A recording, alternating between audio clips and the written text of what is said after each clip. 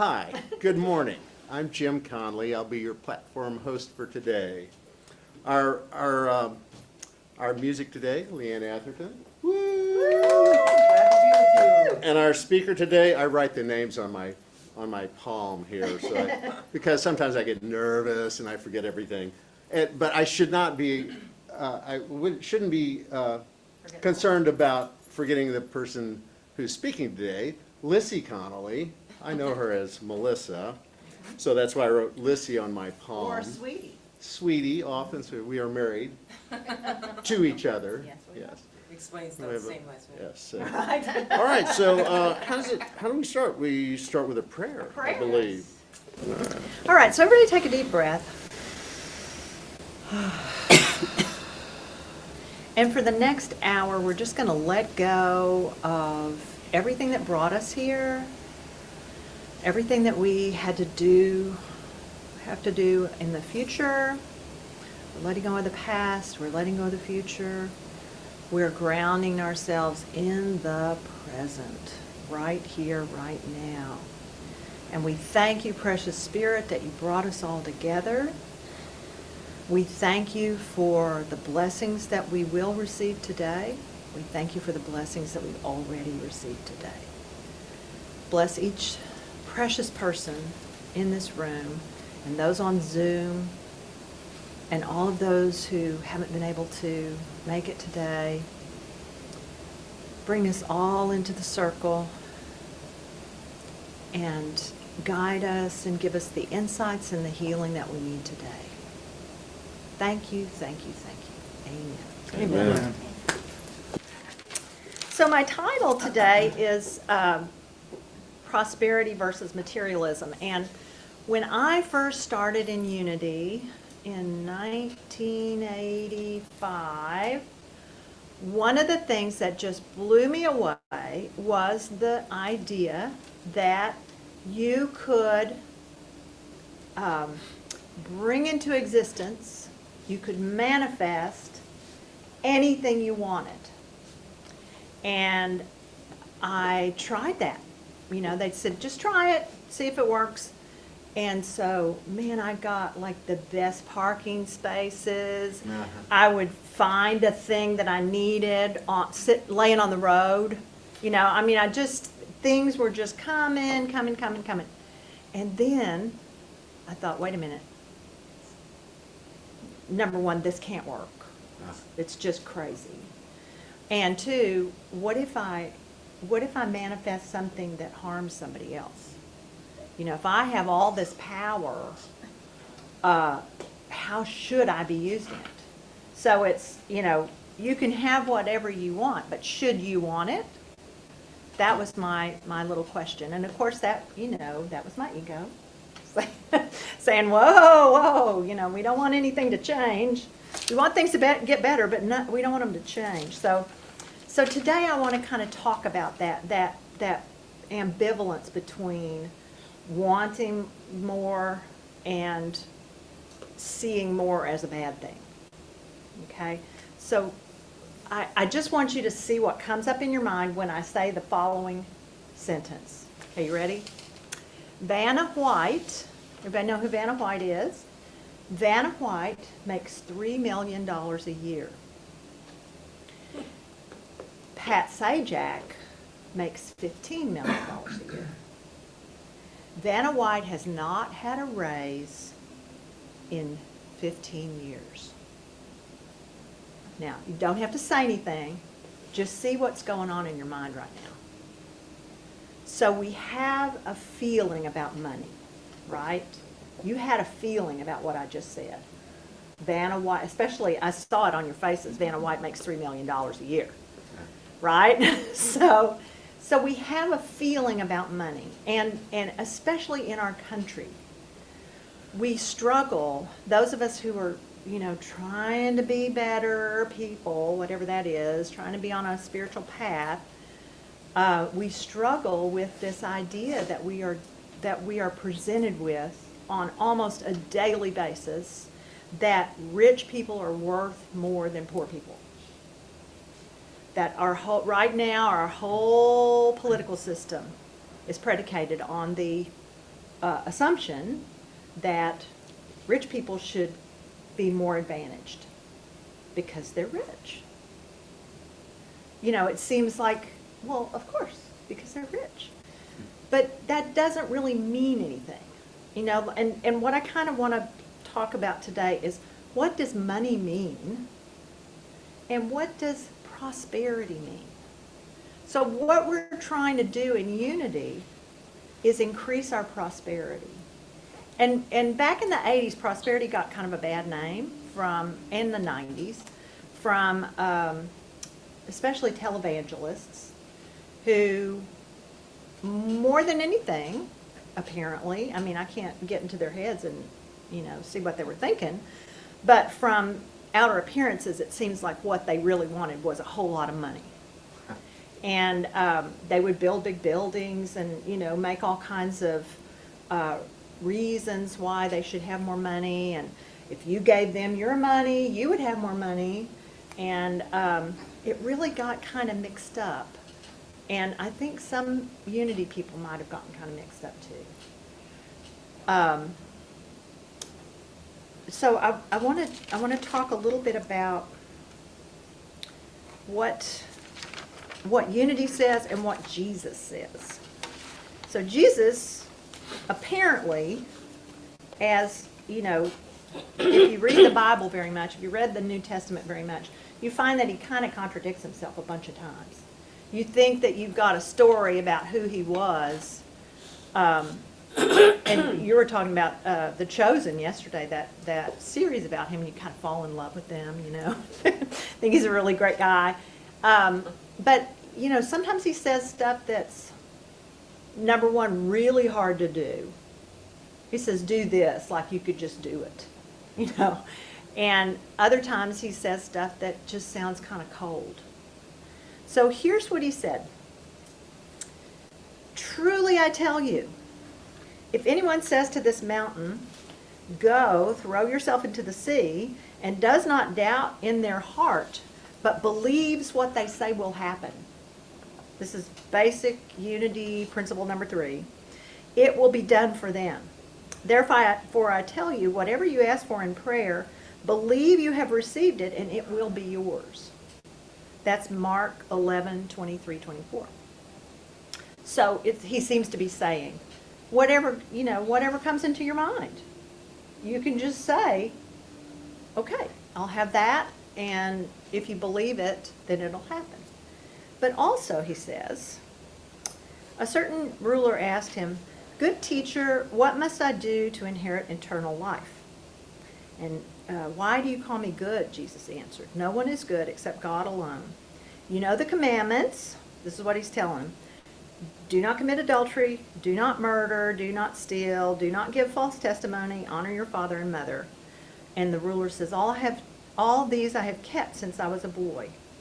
When Jesus said this, he said to him, you still lack one thing. Sell everything you have and give to the poor, and you will have treasure in heaven. Then come and follow me. When he heard this, he became very sad because he was a man of great wealth. So on the one hand, he's saying, whatever you want, you can have. And on the other hand, he's saying, get rid of all your stuff and just follow me. Are you confused? Is this confusing? Mm-hmm. Yes, it's very confusing. Emily Cady, who's one of the pioneer writers in Unity, wrote the wonderful book Lessons in Truth. If you've been in Unity for very long, you've probably at least heard of it. If you haven't, you should read it. And you can get it. This is my little commercial for truthunity.net. You can get on the computer, get on truthunity.net. You can get all the Unity books that are out of print as PDFs. So, and you can search them, which is the great thing. But what Emily Cady said was, desire in the heart. So she's taking your desire from just a thought, a passing thought, to something in your heart. Desire in the heart is always God tapping at the door of your consciousness with his infinite supply. So I'm going to read that again. Desire in the heart is always God tapping at the door of your consciousness with his infinite supply. So if we look a little bit deeper in our desires,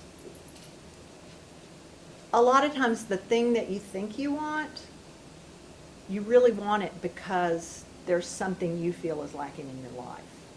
Like, you know, if you feel like you want a giant mansion or something like that, what you might really want is security. You know what I'm saying? If you feel like you want to, I don't know, have a perfect mate or whatever, what you really want is more love in your life. And these are all things that you can do yourself. And that's the next thing we're going to talk about, is how this desire thing actually works. The problem that we have in our country, and probably all over the world, is advertising. So if you're watching television innocently, or even like streaming things on the computer, something will pop up. Or, you know, I love Facebook. I do Facebook all day. And in Facebook, not like the whole day, but, you know, periodically. And what'll happen is, you know, it'll be my friends talking about stuff, me talking about stuff, and then all of a sudden an ad will pop up. And a lot of times it's something I never would have thought of having. A lot of times, like, Amazon puts stuff up that's like weird stuff, you know, and they know me because I'm on Facebook a lot. And so they know they have a complicated, you know, computer algorithm that knows me and knows what I'm going to respond to. And so, you know, I'll click on something. They know I'm going to click on it. That's why they put that thing there. Mm-hmm. That's how well they know us now. My husband gave me a book called Influence. And when was that written?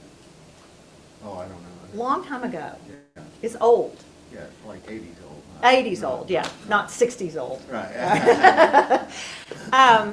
And in that book, the man shows like what the mechanisms are that the advertisers use. And the scary thing about that book, and the like enlightening thing too, is that there are things that your brain does not only without you thinking, but you can't stop it. So there are automatic reactions that your brain makes to these ads, and that he lists all these different mechanisms, and I won't go into them right now, but what the metaphor he uses is it's like clicking a tape player in your brain. So you hear this thing click, and you have to go through, whir, yeah, click whir. That's what he says, click whir. So, you know, here comes this ad, you're looking at it, click whir, you can't help but react that way. And the more they learn about the brain, the more they learn about the brain. I mean, that's just how it's working. I have a favorite, I love to watch TED Talks too. So I'm not just doing Facebook, I'm also watching TED Talks.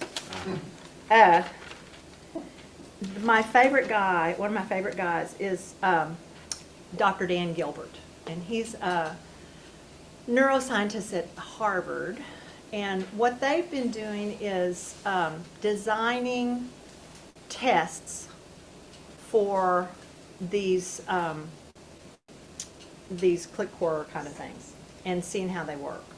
And one of the things that he's looking for is, what is happiness and how do we get it? So I think all of the things that we're all of the things that we desire is really a desire for love and happiness, right? So I think right at this moment, I am searching with all my heart for an under-eye concealer that doesn't emphasize the wrinkles under my eyes. I think about it all the time. Okay, thank you. Yeah, when you put it out in the world, it'll come back to you, yeah. But there's stuff like that, isn't there? You think, if I just had that thing, man, I would have it made. And I'm also looking for silver sandals. Oddly difficult to find these days. So what you're looking for is happiness. And what Dan Gilbert points out, and honestly, this is pretty much what the unity line is also. The more I learn about these new neuroscience studies, the more I realize that people knew stuff. You know, the Buddha knew stuff. Jesus knew stuff. They didn't know the physical mechanism by which things worked, but they knew what worked, right? Dan Gilbert wrote a book called Stumbling on Happiness. And the first thing I ever read from him, it's not in his TED Talk, I listened to it again yesterday, but he found out, you know, like how much money will make you happy. Like a firm number. And what he found was the cutoff point was right around $125,000 to $150,000 a year. So once you hit $150,000 a year, if you make another $150,000 a year, it's not going to make you any happier. That was the point. You know, you can have it. Nobody can, you know, make you not have it. You can make as much money as you want, but it's not going to make you that much happier, right? And so the other thing that he said, I just think that's fun. The other thing that he said is the thing that really makes us different from the other animals. We've never found this in another animal, and God knows we've researched and poked at them and cut them apart and all kinds of things. We've never found this, is a prefrontal cortex. And what the prefrontal cortex can do is simulate reality. And so his little example is, there is no Ben & Jerry's liver and onion ice cream. And it's not that they made it and tasted it and thought, oh yeah, it's they just thought about it. Yeah. And they can imagine what it would taste like. And they said yuck and didn't have to make it. Well, Dan Gilbert's point is that our longings and our fears, what we think we want and what we're afraid of, don't have the impact on us that we think they do.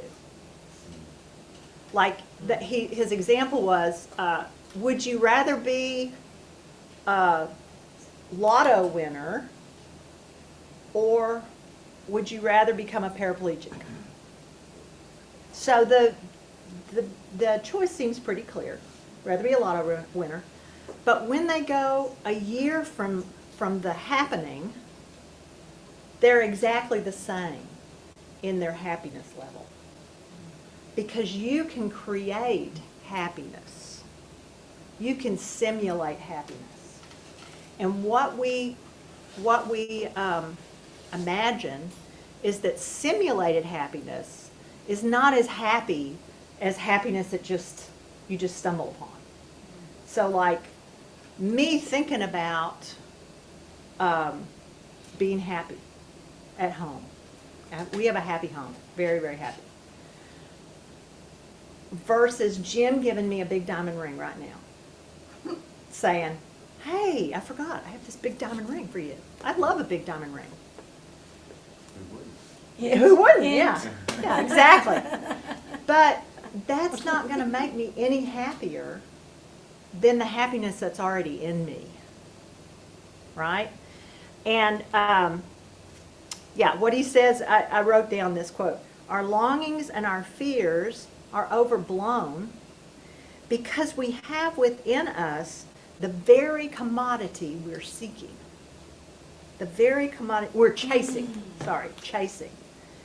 Our longings and our fears are overblown because we have within us the very commodity we are chasing. And this is where we come to the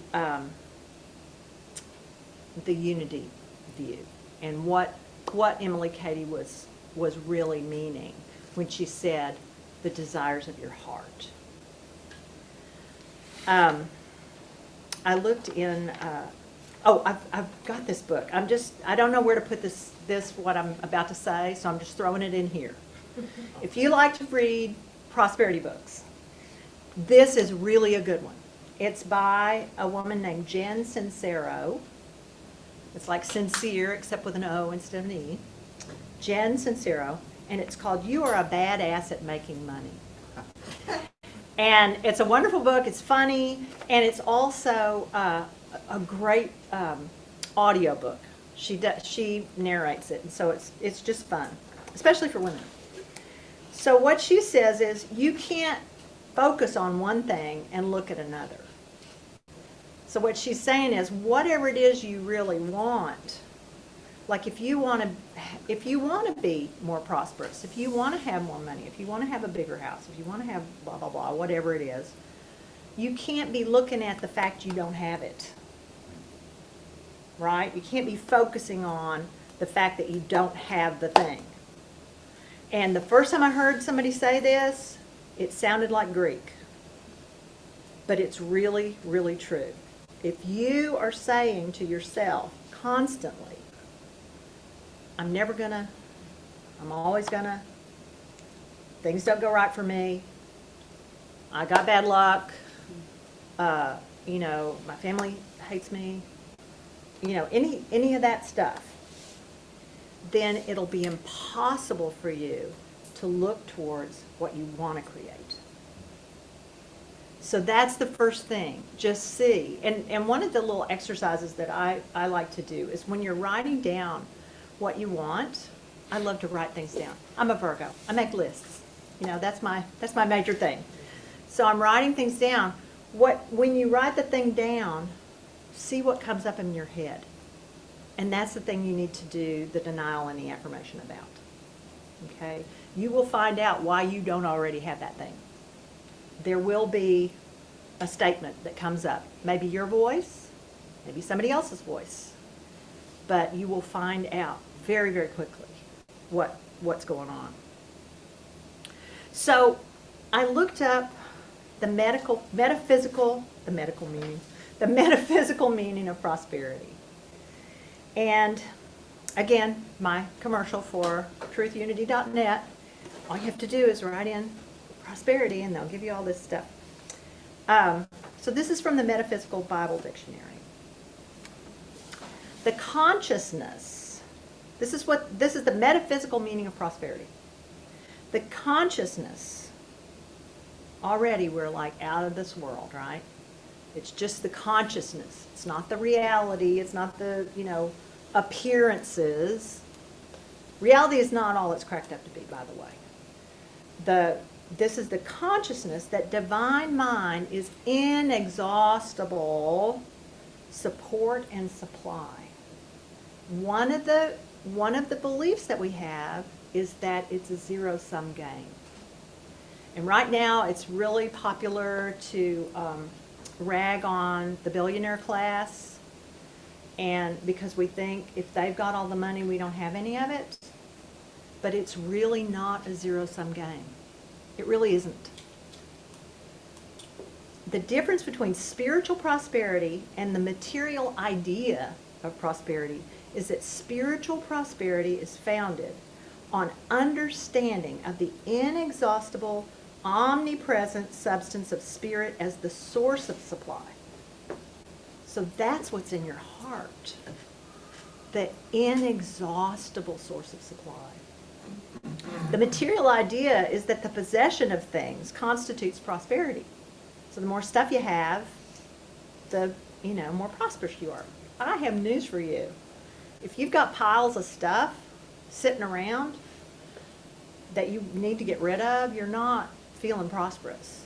And once you get rid of those things, you feel a lot more prosperous. It seems like a paradox, but it's really true. If you only have what you need and what you love, then, you'll feel a lot more prosperous. Man lays hold of the one substance with his mind through understanding and faith. Uncertainty of riches indicates putting one's trust in the possession of things apart from the consciousness of the one substance as the source of all. Anxiety about supply can be overcome. Anybody anxious about supply? Yep. Anxiety about supply can be overcome by a recognition of the omnipresence of spirit substance and a centering of faith in it as the one source of supply. The one substance is magnified and increased by thanksgiving and praise. So the more grateful you are for what you have, everything, if you can think of every good thing you have in your life, everything is magnified. One's conversation should ever magnify the spirit of plenty. So it's not good for you to complain, to just, be discouraged. It's not good for you. It is necessary to give as freely as we receive, because there is a law of giving and receiving. Giving opens the way to a greater inflow of substance. We should give cheerfully, freely, out of the consciousness that supply is inexhaustible. So when you find a way to give and you hear that, do it. Whether it's your time, your money, whatever. This is one thing, when we do our mastermind, one thing that we can do, we ask for all kinds of stuff in mastermind on Tuesday night at 5:30 on Zoom. But one thing that you can do is think about, once you've asked, think about the things that you already have that are like that. What have you already experienced? What do you already have going on? Who do you know? And if you feel a feeling that there's something you need to do, then do that thing. Because you're in there. When you're asking God sincerely, and I don't mean God, some big guy, I mean God. When you're in there. And one of the things that Jen Sincero suggests is meditating for 20 minutes every day. And I don't know, any kind of prosperity that I've ever heard says you got to meditate. So I guess you do. I can't get away from it. It's so hard for me to sit down, number one, and just for me. I can sit down if I'm working on a project or, writing an email or whatever. But just for me, it's hard for me to make time just for myself. And there's something about that I don't know yet. But I'm willing to look for it, especially since I've already found my under eye concealer. Yeah. What else am I going to go for? So I just want to end with a reminder of what Jesus said. So when I read those two verses where he said, anything you want, you can have if you believe in it, and get rid of all your stuff. I kind of think that he was speaking specifically to that person, and that this guy was really attached to his stuff. And I'll tell you that I've known people who have lost everything, in a flood or fire, and they're sad, for a while, and then they're free. They make another life. So I think this is what I'm going to do. I'm going to not ask for anything until I've meditated. So like, some people say, I got this in meditation, and that always sounded so smug to me, like, you have to believe this because I got it in meditation. But I think that in meditation, when I let go of what I have to do, and I just be in the inexhaustible supply that's in all of us, I think that I'll have a clearer picture of what it is I want. And I've found, this is what I found when I first started in Unity, that the clearer I am, the less ambivalent I am about what it is I want, the faster it shows up. Like it's almost instant sometimes. So I leave you to that. Just getting into that inexhaustible supply and then asking. That's all I have to say about that.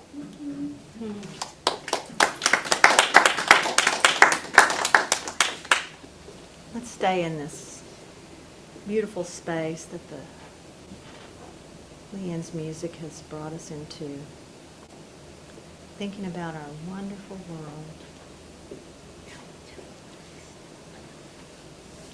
And let's draw our attention to our breath.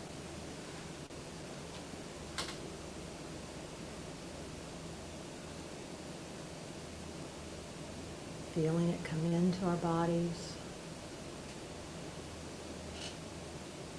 With nourishing life. Feel it exhaling.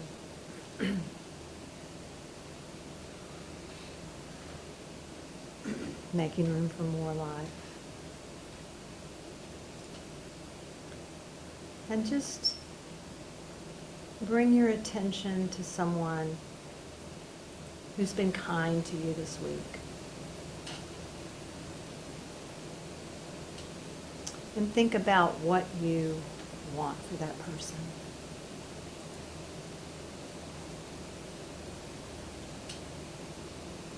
What happiness, what health,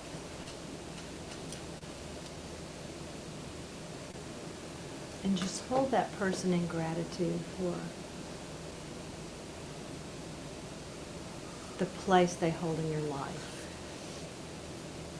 It may have been someone that you just interacted with for a moment.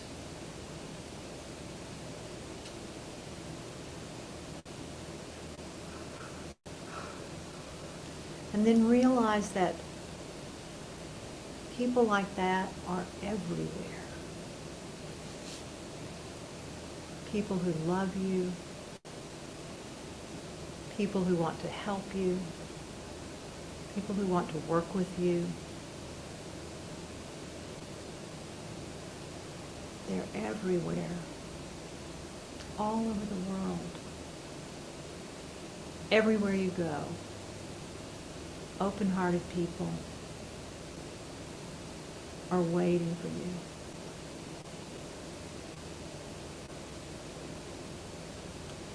And now open your own heart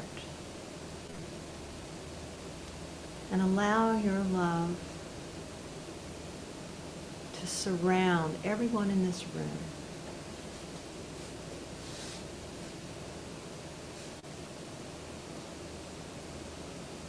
Everyone here is worthy of love.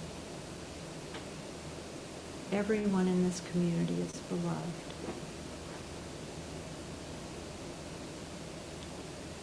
I am enfolded in love. The people to either side of me are enfolded in love. The people watching on Zoom are enfolded in love.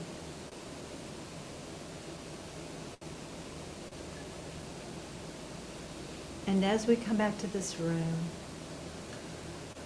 carry that feeling that you have of loving everyone and expecting to be loved by everyone. We have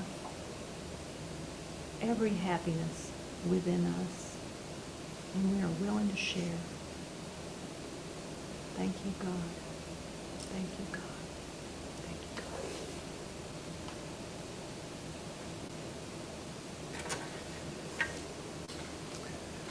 It's really hard to go from that to this. So we're going to gather our gifts, and then we'll say our offering blessing.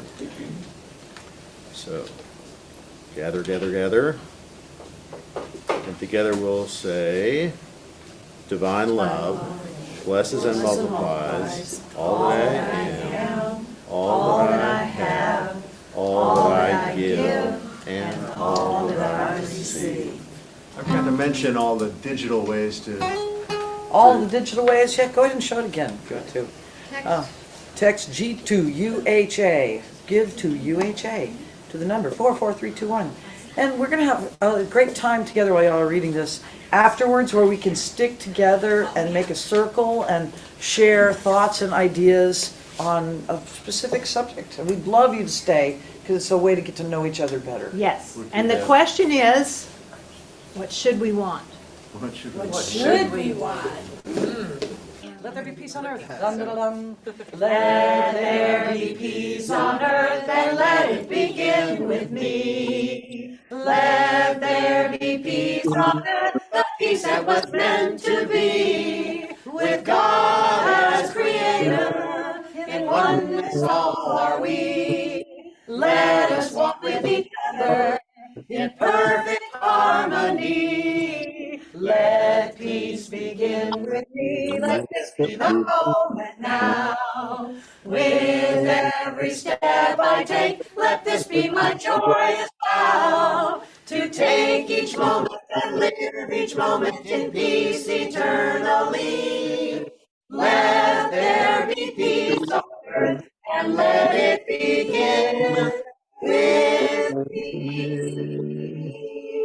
The light of God surrounds us, the love of God enfolds us, the power of God protects us, the presence of God watches over us. Wherever we are, God is, and all is well. Yay, God. What's your name?